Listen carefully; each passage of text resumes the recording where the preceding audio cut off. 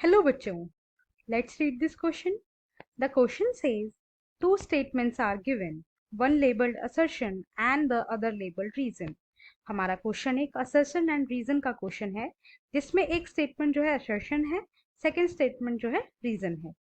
Select the correct answer to these questions from the codes 1, 2, 3 and 4 as given below.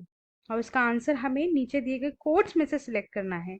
Code 1, both A and R are true and R is the correct explanation of the assertion.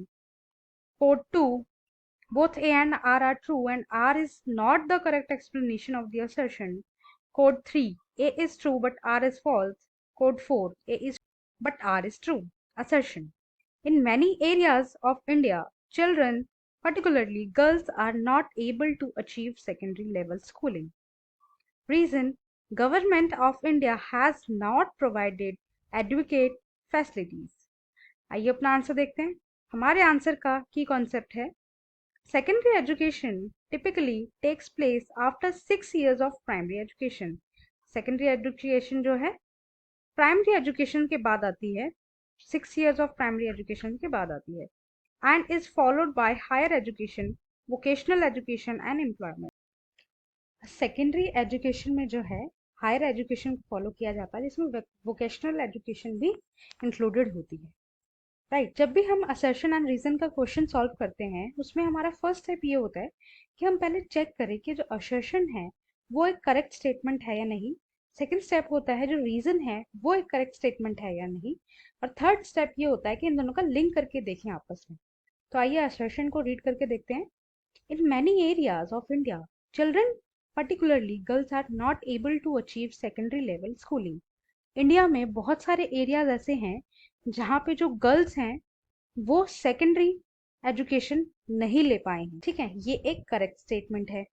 Reason: government of India has not provided advocate facilities. Government of India ने जो है females को, girls के लिए advocate facilities नहीं provide करा रखी है. ये भी एक करेक्ट स्टेटमेंट है. आइए इन दोनों का लिंक करके देखते हैं. In many areas of India, children, particularly girls, are not able to achieve secondary level schooling because Government of India has not provided adequate facilities. तो ये एक करेक्ट स्टेटमेंट, जो रीजन है हमारा असर्शन को जस्टिफाई कर रहा है. राइट. जो गर्ल्स हैं उनको जो है सेकेंडरी लेवल की स्कूलिंग नहीं मिल पाती है. ठीक है, और उसके जो रीजन है उसके पीछे गवर्नमेंट भी है क्योंकि गवर्नमेंट जो है प्रॉपर फैसिलिटीज प्रोवाइड नहीं कर पा रही है. अब आप लोग सोचेंगे कि बहुत सारी लड़कियां एबल तो हैं स्कूल में जाने के लिए, लेकिन यहाँ पे ऑल ओवर इंडिया की बात हो रही है, मेट्रो सिटीज की बात नहीं हो रही है, या जो सिर्फ प्रॉपर सिटीज हैं वहां की बात नहीं हो रही है. बहुत सारे इंडिया में ऐसे बैकवर्ड एरियाज हैं, काफी बैकवर्ड विलेजेस हैं जहाँ पे एजुकेशन प्रॉपरली नहीं पहुंच पाई है. Right. So our answer is first, both A and R are the correct explanation of the assertion. Right. So हमारा कोड सेकंड जो है वो एलिमिनेट हो जाएगा, कोड थर्ड भी एलिमिनेट हो जाएगा, कोड फोर भी एलिमिनेट हो जाएगा. हमारा फाइनल ऑप्शन बचेगा code 1, both A and R are true and R is the correct explanation of the assertion. Right. I hope you understood. Thank you and best of